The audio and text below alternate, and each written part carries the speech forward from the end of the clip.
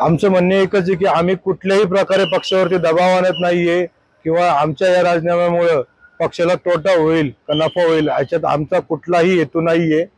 आम्ही फक्त जे आमच्या मनातली जी खतखत होती ती वरिष्ठांपुढे आज आमच्या राजीनाम्याच्या रूपाने मांडलेली आहे की याचा कुठेतरी वरिष्ठ विचार करतील आणि योग्य तो निर्णय घेतील याची आम्ही अपेक्षा करतो। आमचा कोणावरती रोष नाहीये, आमचा कोणाचाही वैयक्तिक आमचा वाद नाहीये, व्यक्तिगत आमचा कोणाशीही काही वैर नाहीये। काय कारण आहे राजीनामा एकदम इतक्या लोकांनी देण्यात? ज्याप्रमाणे आमच्या युवक अध्यक्षांचा न सांगता पद उतार करण्यात आला त्याप्रमाणे आम्ही पण सर्वानुमते सर्व कार्यकर्त्यांना एकत्र करून सर्वांशी संवाद साधून या 138 जणांच्या स्वखुशीने राजीनामा घेतलेला आहे। याच्यामध्ये कुठल्याही प्रकारचं दबाव तंत्र आम्ही वापरलेलं नाहीये, कुठलाही कार्यकर्ता दबावाला बळी पडून आलेला नाहीये, सगळे स्वखुशीने आमच्या सोबत आलेले आहेत।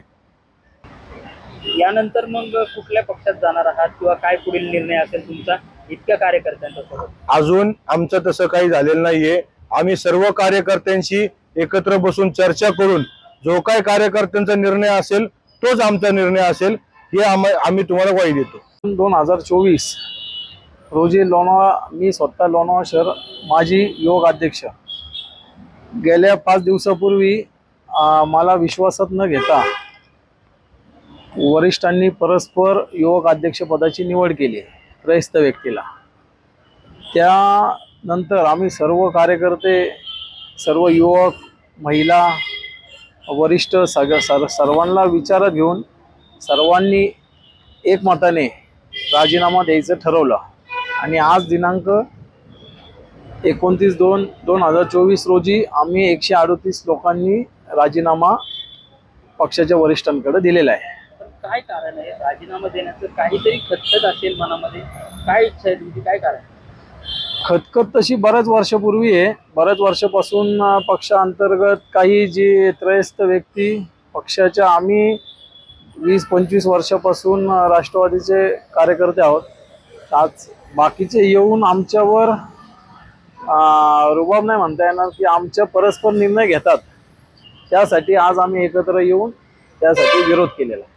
आम्ही या मधल्या काळात या सर्व घटना घडल्यानंतर आम्हाला वेळ कमी पडला, आम्ही काही आमच्या सहकाऱ्यांची चर्चा केली तर त्यांनी निर्णय घेण्याची मनस्थिती सगळ्यांची दिसली। अजूनही काही लोकांचा आमचा संपर्क होतोय, पण आतापर्यंत आमच्याकडं 125 कार्यकर्त्यांनी पदाचे राजीनामे दिलेले आहेत। त्याचं पत्र आम्ही सन्माननीय अजितदादा पवार आणि प्रदेश कर्नाटक जिल्हाध्यक्ष यांना या ठिकाणी आम्ही देत आहोत आणि ह्या सर्व कार्यकर्त्यांचे फोन नंबर्स आणि त्यांची नावं आणि त्यांच्या साईन्स या संपूर्ण पेपरवरती आहेत। त्यात महिला कार्यकर्ते आहेत, युवक कार्यकर्ते आहेत, तालुका लेवलला काम करणारे कार्यकर्ते आहेत, जिल्ह्यावरती काम करणारे कार्यकर्ते आहेत आणि त्याचप्रमाणे प्रांतिक सदस्य म्हणून मी स्वतः देखील त्या ठिकाणी आहे। या सर्व कार्यकर्त्यांची लिस्टिंग या ठिकाणी केलेलं आहे आणि ह्या प्रत्येकाची आपण कधीही चर्चा करू शकता। ह्याच्यामध्ये असं कोणालाही न विचारता किंवा कोणावरती बर्डन टाकून आम्ही त्याची सहाय्य घेतलेले आहेत, तर आम्ही हे सर्वजण मिळून सामुदायिक या पक्षाचा राजीनामा देत आहोत। आपण या ठिकाणी जो राजीनामा देत आहे हे नक्की म्हणजे तुमची पक्षांतर्गत खतखत आहे की त्याला कारण आहे का तुमच्या तालुक्यातलं जे शीर्ष नेतृत्व आहे त्याच्यावरती तुमची नाराजी आहे? आमची नाराजी कोणावरती नाहीये, अगदी क्लिअर सांगायचं म्हटलं तर सांगतो कशासाठी आम्ही हे काम करतोय किंवा आम्हाला जे काय प्रॉब्लेम आहेत आजपर्यंत प्रत्येक मीटिंगमध्ये तालुक्याच्या आणि लोणावळ्याच्या सगळ्या मीटिंगमध्ये सगळ्या सभांच्या बैठकीत सर्व शिरस्थ नेतृत्वाच्या समोर त्यांच्या कानावर आम्ही घातलेले आहेत की या ज्या प्रकारच्या गोष्टी होतात त्या चुकीच्या आहेत, परंतु त्यांनी जाणून बुजून म्हणा किंवा त्यांच्या कार्यबाहुल्यामुळं कदाचित त्यांना लक्ष द्यायला वेळ मिळाला नसेल तर त्याच्यामुळं आपण त्यांना काही सांगू शकत नाही त्या ठिकाणी।